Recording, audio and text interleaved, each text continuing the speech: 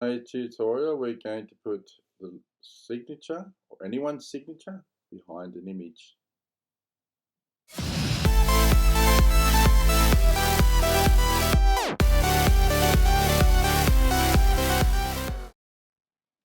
Now the first thing we're going to be doing here, we're just going to get the actual signature, select all and copy,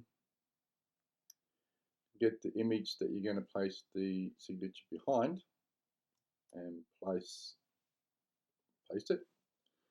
Now you're going to transform it to make it the right size, nice and neat and big.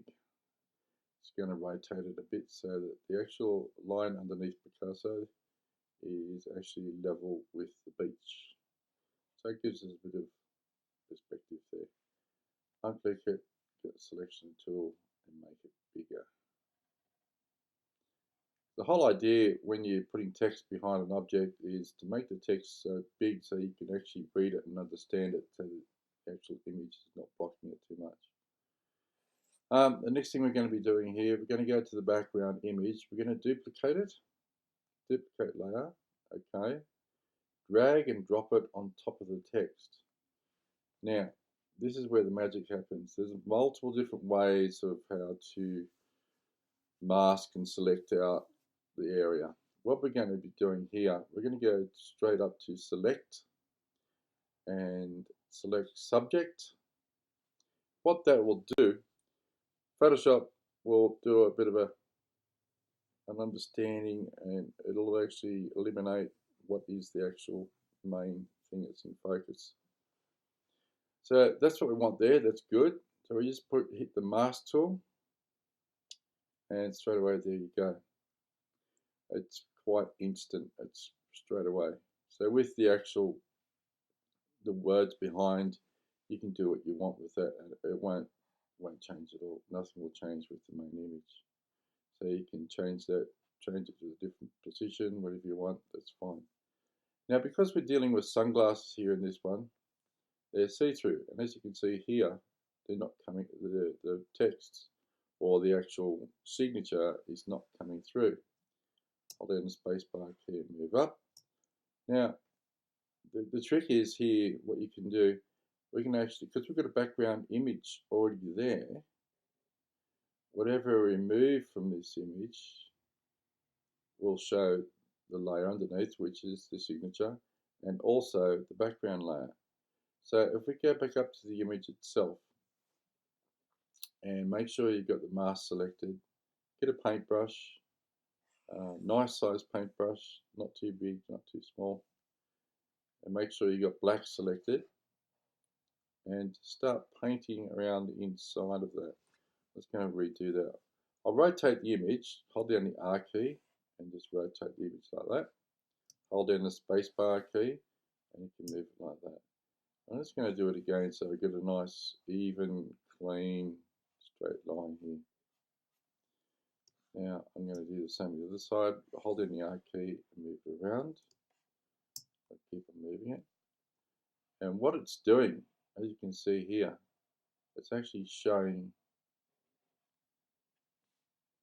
the signature that we want to show, because I don't want to look at the sunglasses, the back of the sunglasses here over the years.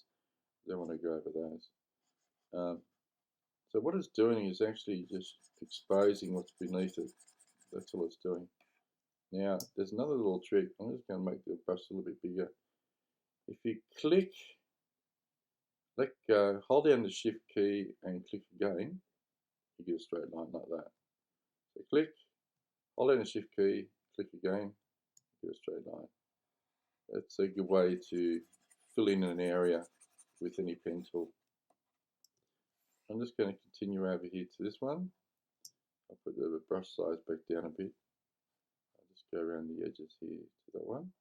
I'm going to hold down the R key and I'm going to rotate the image. And do the same on this side.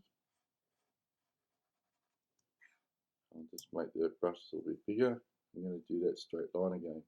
So click, let go, hold down the shift key and click again. Click, hold down the shift key, go again. You can do this multiple times, as much as you like.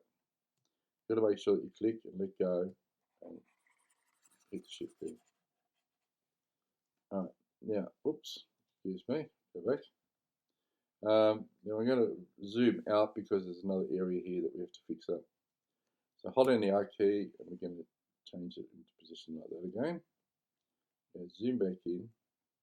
As you can see, the C comes underneath here. So while we're still in mask mode, and we've still got it selected, make sure that we've got this mask selected there. That's good. And I'm going to bring the brush tool down a bit. So we can just get it in here like that. So if you have problems trying to find out what's exposed behind, just click on the actual layer and lower the opacity. That way you can see what's behind what we're dealing with.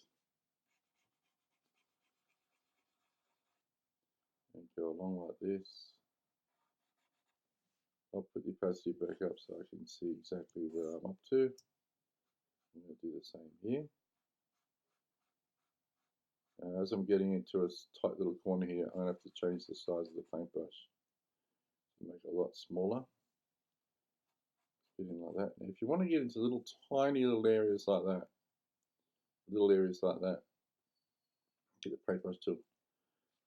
With the paintbrush settings, on the right hand side here, you've got this little tool that you can actually change the angle of the brush. It gives you an idea of what's going on here. So if we go like this, I can get in really fine detail. Now, I might change the size a little bit bigger. And probably that's a bit too much, but anyway. Just for tutorial purposes here.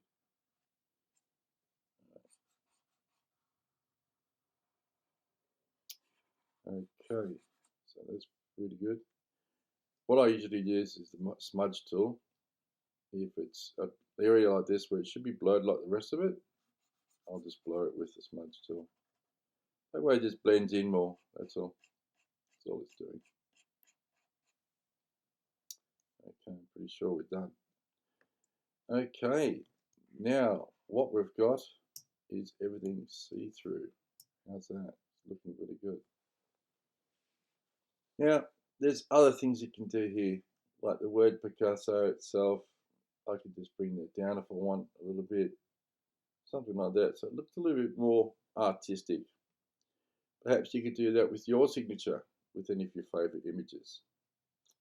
Anyway, thanks for watching and talk to you guys soon.